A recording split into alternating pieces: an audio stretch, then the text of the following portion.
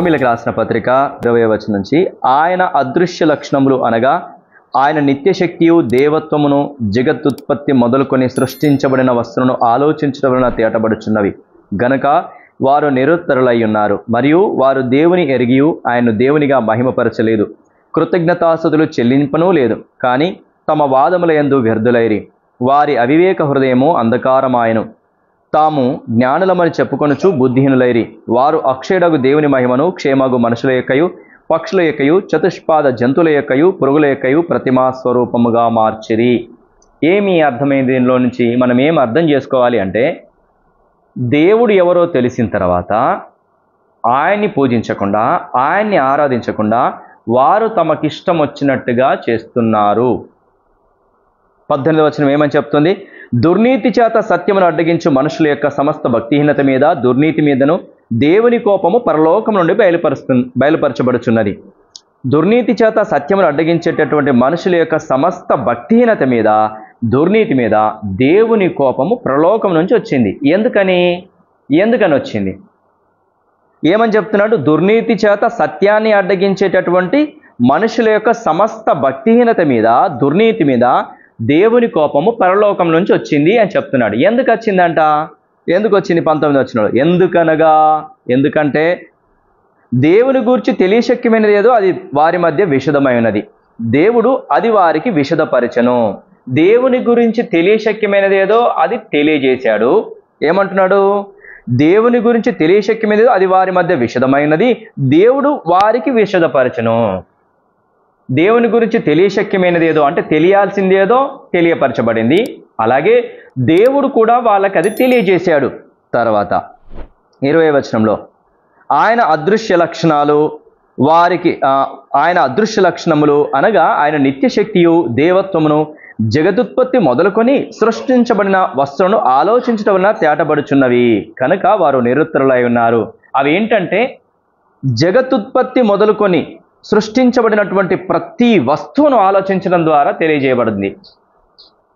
ఏంటి? ఆకాశాన్ని చూడు ఎలా తయారైంది, సూర్యచంద్ర నక్షత్రాలను చూడు ఎలా తయారయ్యాయి, రాత్రి పగలు ఏర్పడుతుంది ఎలా ఏర్పడుతున్నాయి, అలాగే ఋతువులు, అలాగే వర్షము, ఎండ, వాన ఇవన్నీ ఎలా ఏర్పడుతున్నాయి. ఒక్కసారి ఆలోచన చేస్తే తెలియవా? దేవుడు ఉన్నాడని, దేవుడు వాటన్నింటిని నడిపిస్తున్నాడని, ఆయన వాటికి కర్త అని తెలుసు. కానీ వారు ఏం చేశారంట? ఆయన అదృశ్య లక్షణాలు తెలుసు, అలాగే వారికి వివరించేటట్టుగా కూడా చెప్పాడు. ఆలోచన చేస్తే తెలుస్తుంది. భూమి దానికి అదే తిరుగుతుందా? గాలిలో ఎలా తిరుగుతుంది? ఆలోచన చేస్తే అర్థమైపోతుంది. సూర్యచంద్ర నక్షత్రాలు ఉన్నాయి, అవి ఎలా ఏర్పడ్డాయి? ఆలోచన చేస్తే తెలుస్తుంది. వర్షం పడుతుంది, ఎండ వస్తుంది, చలి కూడా వస్తుంది, ఇవన్నీ ఎలా వస్తున్నాయి క్రమంగా? ఆలోచన చేస్తే తెలుస్తుంది. కొంచెం ఆలోచన చేస్తే తెలుస్తుంది. అలాగే ఆలోచన చేస్తే అర్థమవుతుంది. ప్లస్ దేవుడు కూడా విశదపరిచాడు. ఒరే అబ్బాయి, నేనే వీటిని కలగజేశాను, భూమిని, ఆకాశంను, సూర్యచంద్ర నక్షత్రాలను నేనే కలగజేశాను, నా ద్వారానే ఇవన్నీ కూడా ఇలా జరుగుతున్నాయన్నటువంటి సంగతిని కూడా వాళ్ళకి విశదపరిచాడు. క్లియర్గా చెప్పాడు. చెప్పిన తర్వాత ఏం చేయాలి?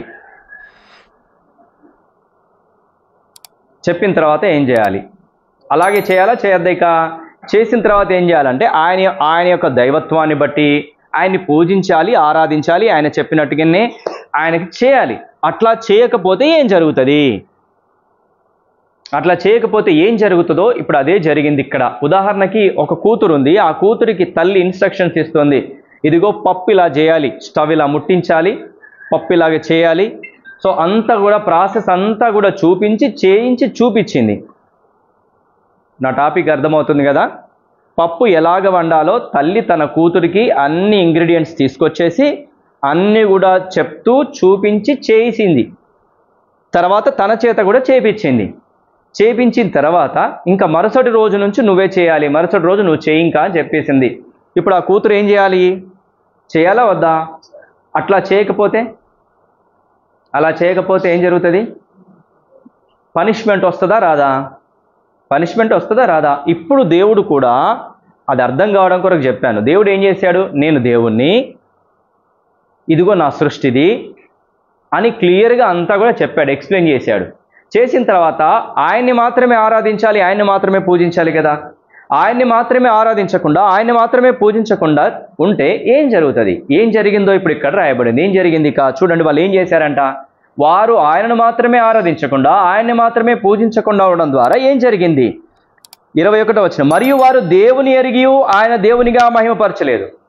ఆయన దేవుణ్ణి ఎరిగారు. కర్రీ ఎలా చేయడమో తెలుసా తెలియదా? తెలుసు. ఇక్కడ దేవుణ్ణి ఎరిగారు వాళ్ళు, కానీ ఏం చేశారంట? దేవుణ్ణి ఎరిగి ఆయన దేవునిగా మహిమపరచలేదు. రెండవది, కృతజ్ఞతాస్తుతులు చెల్లింపలేదు. ఆయనను మహిమపరచాలి, ఆయనకు కృతజ్ఞతాస్తుతులు చెల్లించాలి. క్లారిటీగా చెప్పాడా? చెప్పాడు. సృష్టిని కూడా ఆలోచన చేస్తే తెలుస్తుందా? తెలుస్తుంది. అయినప్పటికీ ఇప్పుడు వారు ఏం చేయాలా? ఆయన్ని ఆరాధించాలా, ఆయన్ని మహిమపరచాలా, ఆయనకు కృతజ్ఞతాస్తుతులు చెల్లించాలా. కానీ అలాగ చేయలేదు. చేయకపోతే ఏం జరిగింది? కానీ తమ వాదములు యందు వ్యర్థులైరి.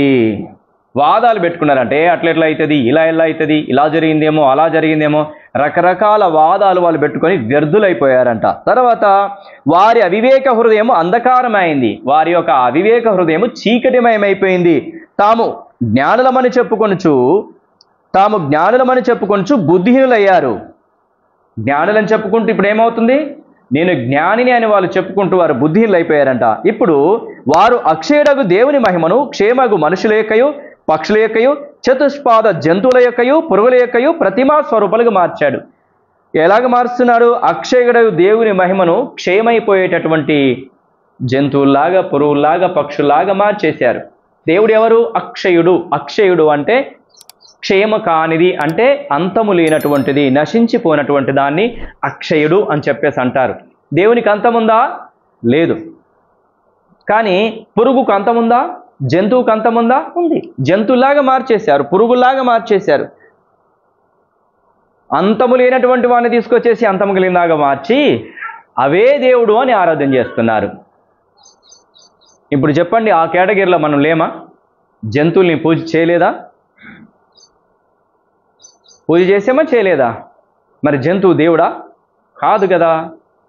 దేవుడు ఎవరు? అక్షయుడు అంటే నాశనము లేనటువంటి వాడు, నిరంతరము ఉండేటటువంటి వాడు. మరి ఇప్పుడు నువ్వు దానిలాగా మార్చేసావు?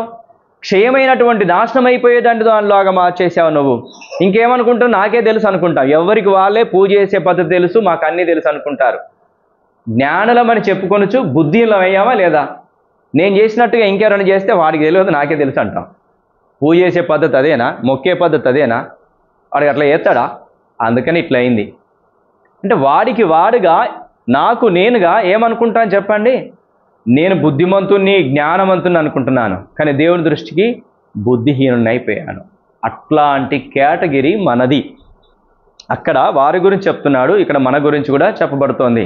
మనం దీన్ని ఎలాగ అన్వయించుకోవాలా? దేవుని గురించి తెలియశక్యమైనది ఏదో మన మధ్యలో కూడా ఉంది.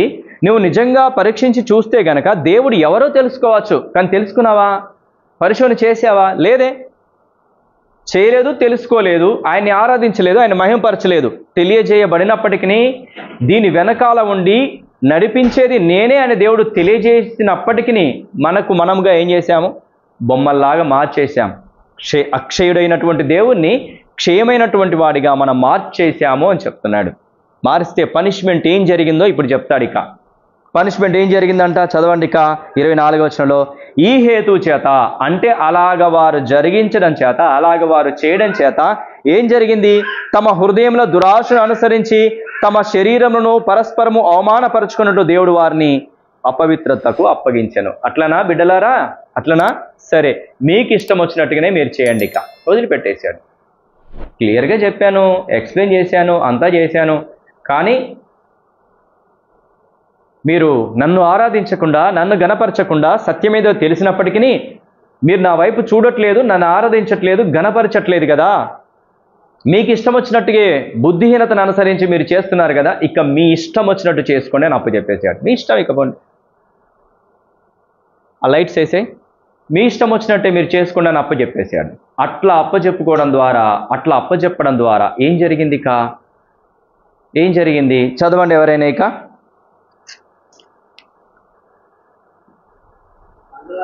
అందువలన దేవుడు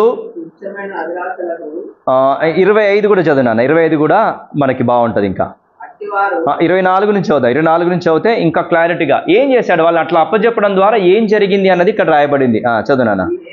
ఈ హేతువు చేత తమ హృదయముల దురాశను అనుసరించి తమ శరీరములను పరస్పరము అవమానపరుచుకున్నట్లు దేవుడు వారిని అపవిత్రతకు అప్పగించెను.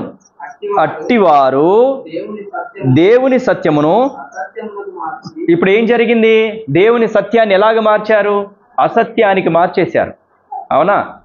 దేవుడు సత్యవంతుడు, కానీ అసత్యానికి ఆయన మార్చేశారు. ఇంకా సృష్టికర్తకు ప్రతిగా సృష్టిని పూజించి సేవించారు. సృష్టిని పూజించినా లేదా? పొద్దులేసి సూర్యునికి మొక్కు, చంద్రునికి మొక్కు, భూమికి మొక్కు, ఆవుకి మొక్కు, పాముకు మొక్కు, తేలుకు మొక్కు, అంత సృష్టినే. సృష్టికర్తకు బదులుగా సృష్టి అని పూజించారు వాళ్ళు. అట్లాగా అప్పు చెప్పేశాడు అన్నట్టు. ఇంకా యుగ యుగముల వరకు ఆయన మాత్రం స్తోత్రార్హుడయ్యే ఉంటాడు. 26వ వచనం.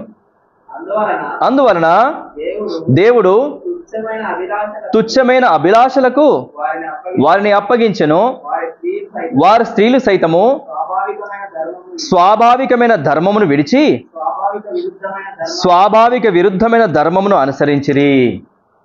అటువలే పురుషులు కూడా స్త్రీ యొక్క స్వాభావికమైన ధర్మమును విడిచి పురుషులతో పురుషులు అవాచ్యమైనది చేయించు తమ తప్పిదమునకు తగిన ప్రతిఫలము పొందుచు ఒకరి ఎడల ఒకరు కామాతప్తులైరి. సెకండ్ పాయింట్, క్షమించండి, మొదటి పాయింట్ ఏంటిది? దేవుణ్ణి మొదటి పాయింట్ ఏం జరిగిందంట? వారు సృష్టికర్తకు బదులు సృష్టిని ఆరాధించారు. ఫస్ట్ పాయింట్, వారిని అప్పచెప్పేశాడు. మీ ఇష్టం, ఇక మీకు ఇష్టం వచ్చినట్టు చేసుకోండి. ఇక నన్ను అక్షయుడైనట్టు నన్ను క్షయమైన పురుగులాగా దానిలాగా మార్చి ఆరాధన చేస్తున్నారే, మీకు ఇష్టమైన చేస్తున్నారే, జ్ఞానులమని చెప్పుకుంటున్నారే, చేయండి, నేను చెప్పింది చేయట్లేదు కదా, ఇక మీ ఇష్టం అని చెప్పడంతో వాళ్ళని తమ ఇష్టానికే వదిలిపెట్టడంతో వాళ్ళు ఏం చేస్తున్నారు? ఫస్ట్ సృష్టికి బదులుగా సృష్టికర్తను పూజించారు. First point. ఇప్పుడు ఈ కేటగిరీలో మనం ఉన్నామా లేమా? సృష్టికర్తకు బదులుగా సృష్టిని పూజించామా లేదా?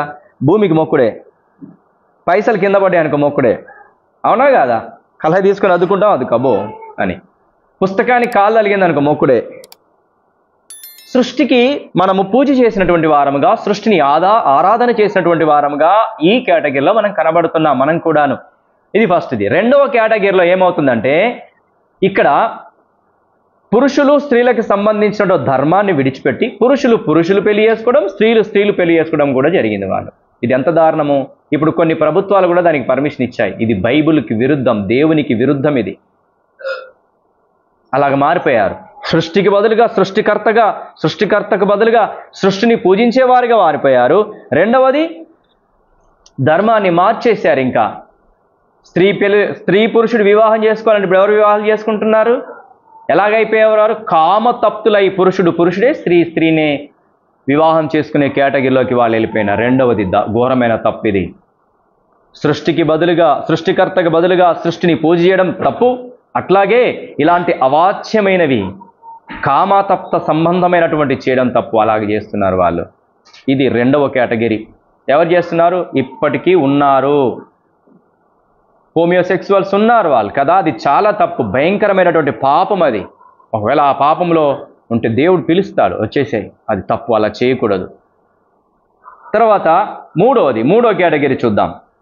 Third category. రెండో కేటగిరీలు అయిపోయినాయి కదా, మూడో కేటగిరీ. మరియు వారు తమ మనస్సులో దేవునికి చోటు ఎనలేకపోయిరి కనుక చేయరాని కార్యములు చేయుటకు దేవుడు భ్రష్ట మనస్సుకు వారిని అప్పగించను. ఇక్కడ భ్రష్ట మనస్సుకు అప్పచెప్పాడు. ఇక ఇంతకుముందు ఒక్కొక్క దానికి ఒక్కొక్కటి అప్పచెప్పాడు. చూడండి, తమ హృదయాల దురాశను అనుసరించి శరీరం యొక్క పరస్పర అవమానపరచుకుంటూ దేవుడు అపవిత్రకు అప్పచెప్పాడు.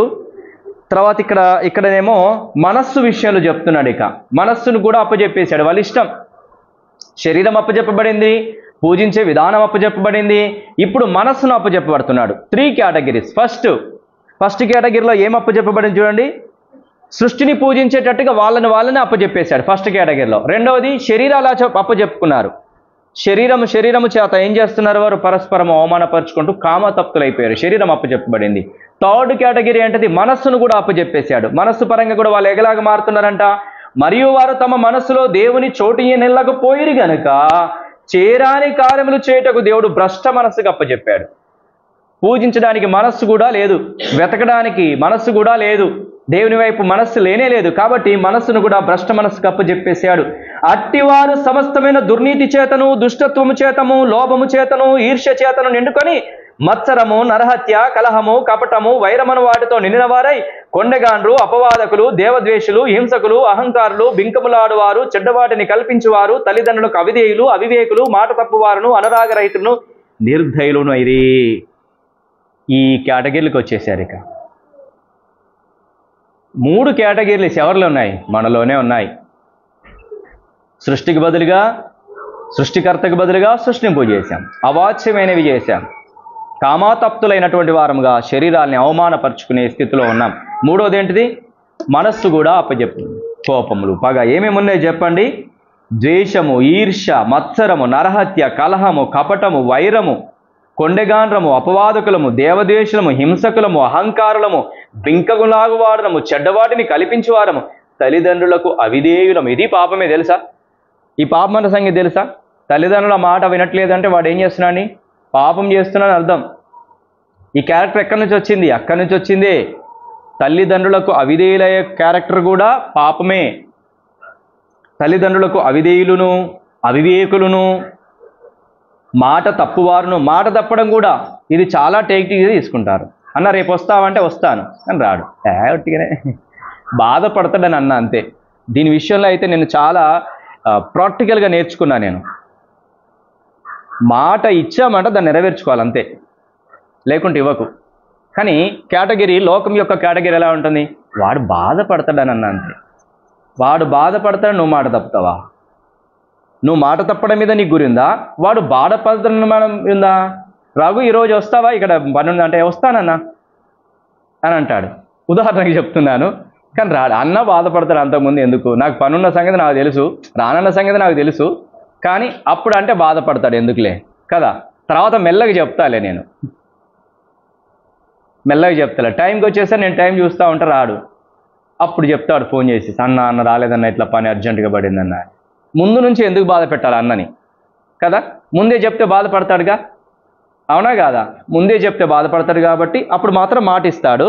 టైంకి వచ్చేసరికి ఏమంటాడు? అన్న సారీ అన్న, ఏమనుకోకన్నా, ఇట్లా జరిగిందన్న అని చెప్తారు. కానీ ఆ విషయం ఎవరికి తెలుసు? ముందే నీకు తెలుసా తెలియదా? తెలుసు. ఈ కేటగిరీ మనుషులం మనం. ఇది దైవిక సంబంధమైనది కాదు. మాట తప్పే స్వభావం. నేను ఏదో మంచి చేస్తాను అనుకుంటున్నావు, కాదు, నీ సాక్ష్యాన్ని పోగొట్టుకుంటున్నావు నువ్వు అక్కడ. ఇలాంటి కేటగిరీలోకి వచ్చాం మనం. ముందే చెప్పేసే రానని. ఓ స్టోరీ కూడా ప్రభు చాలా చక్కగా ఉపమానంగా చెప్పాడు. 2 పిల్లలు ఉన్నారంట. తండ్రికి ఒకరిని అడిగాడు, ఎవరే ఆ పని చేయరా అని చెప్పేసి పెద్దవాడిని అడిగాడు. పెద్దవాడిని అడిగితే, నేను ఉదాహరణకి చెప్తున్నాను, పెద్దవాడిని అడిగితే నాన్న నేను చేయను అన్నాడు. ఆ పని నా వల్ల కాదు, నేను చేయనని చెప్పేసి వెళ్ళిపోయాడు. ఇంకోని పిలిచాడు, రే ఆ పని చేయరంటే చేస్తానా అన్నాడు. చూసేసరికి చేస్తానన్నవాడు చేయలేదు, చేయనన్నవాడు మళ్ళా వచ్చి, నాన్న నేను చేసేస్తాను అని చేసేసాడు. దీంట్లో ఎవరు గ్రేటు? చెయ్యను అన్నవాడే గ్రేటు, అవునా? కానీ లోకం అట్లా అనుకోదు. చేస్తానన్నవాడే గ్రేట్. చేయలేదు, చేస్తానన్నాడా లేదా? చేస్తా అన్నాడు. వాడికి ఏదో పని పడింది కాబట్టి చేయలేదు అంటది లోకం. ఆ ఆలోచన విధానం ఇది. అది తప్పు, కరెక్ట్ కాదు. అది చేయను అని చేయడమే కరెక్ట్. అర్థమవుతుందని నేను చెప్పేది? ప్రాక్టికల్గా నేర్చుకున్నాను నేను ఈ సత్యాన్ని. అనుభవపూర్వకంగా లేఖనాన్ని చదివి నేర్చుకున్నాను ఇది. లేకుంటే నాది అదే కేటగిరీ, నేను అదే కేటగిరీలో ఉన్నాను. కానీ సత్యం ఇది. చేయను అని చెప్పు, రాను అని చెప్పు, వీలైతే వచ్చేసాయి, వెరీ గుడ్ అంటారు. కానీ చేస్తానని చెప్పి చేయకపోతే సాక్ష్యం దెబ్బతింటుంది. ఇక్కడ క్రీస్తులోనికి వచ్చిన తర్వాత అది తప్పు. లోకానుసారంగా ఆలోచన చేస్తే వాడు చేస్తానన్నాడు, చేసేటోడు, వాడికి ఏం చేద్దాం, అర్జెంట్ పని పడింది అంటారు. ఇది తప్పు. లోక దృష్టిలో కరెక్ట్, కానీ దేవుని దృష్టిలో తప్పది, మిస్టేక్ అది. నీ సాక్ష్యం దెబ్బతింటుంది. ఇంకోసారి ఎవరు చెప్పరు, నీ మాట నమ్మరు. ఇక నమ్ముతారా? నమ్మరు. అట్లాంటి వారముగా మనం ఉన్నాము అని వాక్యం చెప్తోంది. చదవండి ఒకసారి మరలా.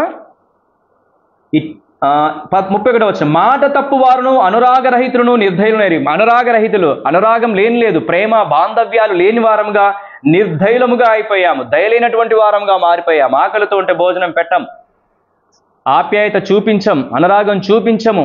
ఈ బాంధవ్యాలు అనేవి కూడా లేకుండా పోయాయి అని చెప్తున్నాడు. ఇవన్నీ హృదయ సంబంధమైనవి, మనస్సు సంబంధమైనటువంటివి. వీటి మీద కూడా ప్రభావాన్ని చూపిస్తున్నది. దేవుడు ఎవరో ఎరగకపోవడం ద్వారా మన మనస్సు మీద కూడా ప్రభావాన్ని చూపిస్తోంది. ఇట్టి కార్యములు అభ్యసించువారు మరణమునకు తగినవారు అని దేవుని న్యాయవిధిని వారు బాగుగా ఎరిగిండి వాటిని చేయుచున్నారు. ఇది మాత్రమే గాక వాటిని అభ్యసించు వారితో సంతోషముగా సమ్మతించుచున్నారు. ఏమంటున్నారు? ఇలా చేస్తే తప్పు అని తెలిసి, తాగితే తప్పు అని తెలిసి, వ్యభిచారం చేస్తే తప్పు అని తెలిసి, దొంగతనం చేస్తే తప్పు అని తెలిసి అయినా చేస్తున్నారు. ప్లస్ దానికి మించి వారితో కలిసి, అలాంటి వారితో కలిసి సమ్మతించి చేస్తున్నారు. ఇంకా ఎంత డేంజర్ చెప్పండి. ఇవన్నీ దేవుడు అలా అప్పచెప్పాడు, మీ ఇష్టం రా అన్నాడు. ఇంకా వదిలిపెట్టేశాడు అంతే. అరే క్లియర్గా చెప్పాను నేను, క్లియర్గా బోధించా నేను, ఇవన్నీ చెప్పినా కూడా మాట వినకపోతే మీ ఇష్టం అన్నాను. 3 కేటగిరీలలో వారు ఓడిపోయారు, పాపము చేత పట్టబడ్డారు, నిత్య నరకానికి పాత్రలుగా అయిపోయారు. ఫస్ట్ కేటగిరీ ఏంటిది? సృష్టికి బదులుగా సృష్టి అని పూజ చేశారు. ఏ దొరికితే అదే దేవుడు చేసేసారు. సూర్యుని దేవుడు చేశాడు, చంద్రుని దేవుడు చేశాడు, భూమిని దేవుడు చేశారు, ఆవును దేవుడు చేశారు, మేకను, గొర్రెను, గొడ్డును అన్నిటినీ దేవుడు చేసేసారు. దానికే పూజ చేయడం ప్రారంభించారు. First category. రెండవ కేటగిరీ ఏంటి? కామాతప్తులైపోయారు. మగవాళ్ళు పెళ్లి చేసుకోవడం, ఆడాళ్ళు పెళ్లి చేసుకోవడం, కామాతప్తులైపోయేసి చేయరాని కార్యాలు చేసేటట్టుగా శరీరాన్ని అప్పుచెప్పుకున్నారు. శరీరం చేత అపవిత్రమైన కార్యాలు చేసేవారుగా ఉన్నారు. శరీరం ప్రాబ్లం. మూడవది మనస్సు ప్రాబ్లం. చెడ్డ కార్యాలు కల్పించేవారు, అనురాగరహితులుగా, నిర్దయులుగా, ప్రేమ లేని వారుగా, దయలేని వారిగా, కనికరంగా, దుష్టత్వం చేసేవారిగా తయారైపోయారు. మనస్సు మీద ప్రభావము. చూడు ఏమున్నాయి మనస్సు లోపల, ఇవన్నీ ఉన్నాయా లేవా? సమస్తమైన దుర్నీతి చేతను, దుష్టత్వము చేతను, లోభము చేతను, ఈర్ష్య చేతను నిండుకొని మత్సరము, నరహత్య, కలహము, కపటము, వైరమను వాటితో నిండిన వారై కొండగాండును, అపవాదకులను, దేవద్వేషులను, హింసకులను, అహంకారులు, బింకములగు వారు, చెడ్డవాటిని కల్పించువారు, తల్లిదండ్రులకు అవిధేయులు, అవివేకులు, మాట తప్పువారు, అనురాగరహితులు, నిర్దయులు నైరి. ఈ కేటగిరీలో ఉన్నాం. చెప్పండి, వీటిలో ఉన్నామా లేదా? ఇవేమి నేను చేయలేదు అన్న వాళ్ళు ఇక్కడ ఎవరైనా ఉన్నారా? దీంట్లో ఏది లేదండి నేను పరిశుద్ధుడను, పవిత్రుడను అన్న వాళ్ళు ఎవరు ఉన్నారా? ఒకవేళ ఉన్నాను అని ఎవరైనా అంటే వారు అబద్ధీకుడు. తెలుసా? దేవుని వాక్యమే చెప్తుంది నువ్వు అలాంటి కేటగిరీ అని. దేవుడు అబద్ధీకునిగా నువ్వు చేస్తున్నావు అంటే నువ్వు అబద్ధీకుడు. దేవుడు అబద్ధీకుడు కాదు. దేవుడు సత్యవంతుడు, దేవుడు న్యాయవంతుడు. ఈ కేటగిరీలో ఉన్నాం మనం. ఇలాంటి మనల్ని, దీనికి శిక్ష ఏంటి? అగ్నిగంధకములతో మండుగుండంలో పాలు పొందడము. ఇది మరణము. ఇది రెండవ మరణము. మరణం అంటే ఏంటి? అగ్నిగంధకాలతో మండుగుండంలో కాలిపోవడమే మరణం అంటే. ఏదో అర్థం కావాలి. మరణం అంటే ఏంటి చెప్పండి? అగ్నిగంధకాలతో మండుగుండంలో పాలు పొందడం మరణం. ఈ శరీరాన్ని ఆత్మ విడిచిపెట్టి వెళ్ళిపోవడము మనం మరణం అంటాం కదా. కానీ అది కాదు మరణం. ఏంటి మరణము? అగ్నిగంధకాలతో మండుగుండంలో పాలు పొందడం మరణం. దేవుని నుంచి ఎడబాటు కావడం మరణం. ప్రాముఖ్యమైనది 2 మరణాలు. దేవుని నుంచి ఎడబాటు కావడం మరణం. పాపముల చేత, అపరాధముల చేత చచ్చిన వారముగా ఉన్నాం మనం. ఇది మరణం. మనం అనుకునే మరణం ఏంటి చెప్పండి? మనం అనుకునే మరణము మన శరీరంలో నుంచి ఆత్మ వేరైపోయింది, చచ్చిపోయాడు అంటాం కదా. దీన్ని మరణము, మరణించాడు అనుకుంటాం. అంతేనా కదా? కానీ బైబిల్ ఏమని చెప్తుంది? 2 మరణాలు ప్రాముఖ్యమైనవి. మొదటి మరణం ఏంటిది? దేవుని నుంచి వేరైపోవడము. పాపము చేత, అపరాధము చేత చచ్చిపోయినాం. ఇది మరణం. దేవుని నుంచి వేరైపోవడమే మరణం. వేరైపోయామా లేదా? ఇలాంటి కార్యాలు చేస్తే దేవునితో బ్రతికున్నట్టుగా, దేవునితో ఉన్నట్టుగా కాదు. దేవుని నుంచి వేరైపోయాం. ఇది మరణం. ఇక రెండో మరణం ఏంటి? అగ్నిగంధకాలతో మండుగుండంలో పాలు పొందడం, యుగ యుగాలు కాలిపోవడం. ఇది మరణం, రెండవ మరణం. అక్కడ రెండవ మరణానికి సంబంధించినటువంటి చూద్దామా? చూడండి, ప్రకటన గ్రంథము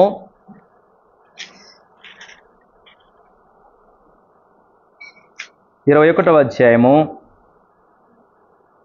8వ వచనం చదవండి.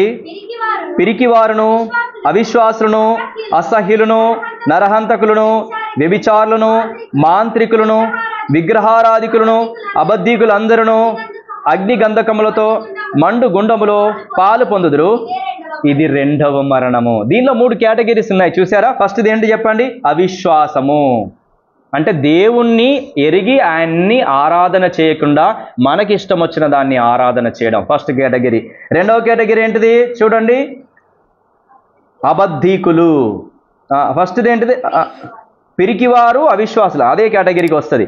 పిరికివారు, అవిశ్వాసులు, అసహ్యులు. ఇదంతా కూడా ఏ కేటగిరీకి వస్తుంది? ఫస్ట్ కేటగిరీకి వస్తుంది. అంటే దేవుణ్ణి ఆరాధన చేయకుండా తమకిష్టం వచ్చిన దాన్ని ఆరాధన చేయడమే అవిశ్వాసము కిందికి వస్తుంది. రెండవది ఏంటిది? నరహత్య చేయడము, వ్యభిచారం చేయడము. దేని కిందికి వస్తుంది? శరీరాన్ని పరస్పరం అవమానపరచుకోవడం సెకండ్ కేటగిరీకి వస్తుంది. థర్డ్ కేటగిరీ ఏంటిది? అబద్ధీకులు. అబద్ధాలు ఆడడము, మోసం చేయడము, అవివేకం, మనస్సుతో చేసేవి ఇవన్నీ కూడాను. ఇది థర్డ్ కేటగిరీకి వస్తుంది. ఈ 3 కేటగిరీలో ఉన్నటువంటి వారికి కలిగేది ఏంటి చెప్పండి? అగ్ని గంధకములతో మండు గుండంలో పాలు పొందడము, రెండవ మరణము. మనం ఆ రెండవ మరణానికి అర్హులమా కాదా? అర్హులమే. అందరము అలాంటి రెండవ మరణానికి పొందవలసిన వారమే. కనుక వాటిలో నుంచి, ఆ రెండవ మరణంలో నుంచి తప్పించి నిత్య జీవంలోనికి దేవునితో పాటు మరలా ఉండడం కొరకు దేవునితో ఎడబాటయ్యాము మొదటిది.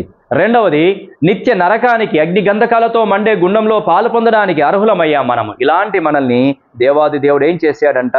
53 యెషయా 53వ అధ్యాయము. యెషయా గ్రంథము 53వ అధ్యాయము.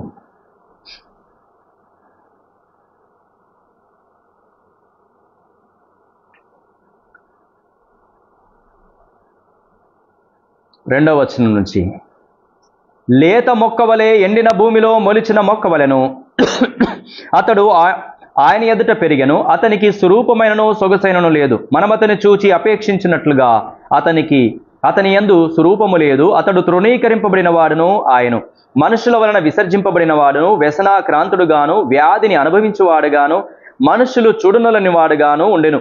అతడు తృణీకరింపబడిన వాడ గనుక మనము అతన్ని ఎన్నిక చేయలేకపోతేమి. నిశ్చయముగా అతడు మన రోగమును భరించెను, మన వ్యసనమును వహించెను. ఆయనను మొత్తబడిన వానిగాను, దేవుని వలన బాధింపబడిన వానిగాను, శ్రమనొందిన వానిగాను మనం అతని ఎంచితేమి. మన అతిక్రమ క్రియలను బట్టి అతడు గాయపరచబడెను, మన దోషను బట్టి నలగగొట్టబడెను. మన సమానార్థమైన శిక్ష అతని మీద పడెను. అతడు పొందిన దెబ్బల చేత మనకు స్వస్థత కలుగుచున్నది. మనమందరము గొర్రెల వలె త్రోవ తప్పిపోతుమి, మనలో ప్రతివాడు తనకిష్టమైన త్రోవకు తొలిగెను. యెహోవా మనందరి దోషము అతని మీద మోపెను. మనకిష్టం వచ్చిన త్రోవలో వెళ్ళిపోయామే లేదా? ఎవడికి ఇష్టం వచ్చినట్టు వాడు. నిజంగా చెప్పండి, ఎవరైనా పూజ చేస్తే, రఘు పూజ చేశాడు అనుకుందాం, నేను పోయి అంటాను, పూజకు పిలిచాడు రఘు, పోయి అంటాను, నేనేమంటాను, రఘుకు పూజ చేయడమే రాదు. గట్లే ఎత్తడా? అవునా కాదా? ఎవడికి ఇష్టం వచ్చిన జ్ఞానం వాడిది, ఎవడికి ఇష్టం వచ్చినట్టు పూజ చేసే పద్ధతి వాడిది. మనకి ఇష్టం వచ్చినటువంటి దారిలోకి మనం వెళ్ళిపోయామా లేదా? కానీ మనందరి దోషాన్ని, దేవుణ్ణి ఆరాధించకుండా చేసిన పాపాన్ని, శరీరంతో చేసిన పాపాన్ని, మనస్సుతో చేసిన పాపాన్ని, ఈ పాప శిక్షనంతటిని ప్రభు అయిన యేసుక్రీస్తుల వారు భరించారు. నీకు నాకు రావాల్సింది దేవుని ఆరాధించకపోవడం, రెండవది శరీరంతో చేసిన పాపం, మూడవది మనస్సుతో చేసినటువంటి పాపం. ఈ 3 రకాల పాపానికి సంబంధించిన శిక్ష అంతా సమానార్థమైన శిక్ష ప్రభు యేసుక్రీస్తుల వారు భరించాడు. ఆయన మీద మోపబడ్డాయి. చూడు ఎంత చక్కగా రాయబడింది. మనమందరము గొర్రెల వలె త్రోవ తప్పిపోతుమి, మనలో ప్రతివాడు తనకిష్టమైన త్రోవకు తొలిగెను. యెహోవా మనందరి దోషము యేసుక్రీస్తు ప్రభు మీద మోపాడు. అతడు దౌర్జన్యము నొందెను, బాధింపబడ్డాడు, నోరు తెరవలేదు. వదకు తేబడు గొర్రెపిల్ల బొచ్చురు కత్తిరించు వాని ఎదుట ఎలా మౌనంగా ఉంటుందో అలాగా ఆయన ఉన్నాడు. నోరు తెరవలేదు, అన్యాయపు తీర్పు పొందాడు, మన అతిక్రమ క్రియల్ని బట్టి మొత్తబడ్డాడు, సజీవుల భూమిలో నుండి కొట్టివేయబడ్డాడు. ఇవి జరిగాయి. ఏం చేయబడ్డాడు? కొట్టారు, ఆయన్ని అవమానపరిచారు, శరీరాన్ని కొట్టారు, మాటల చేత అవమానపరిచారు, చంపారు. 3 కార్యాలు జరిగాయి. మన శరీరానికి రావాల్సిన శిక్ష శరీరం మీద పడినాడు. తర్వాత మాటల చేత, మన మనస్సుకు రావలసిన శిక్ష మాటల చేత ఆయన అనుభవించినారు. అవమానపరిచినారు లేదా?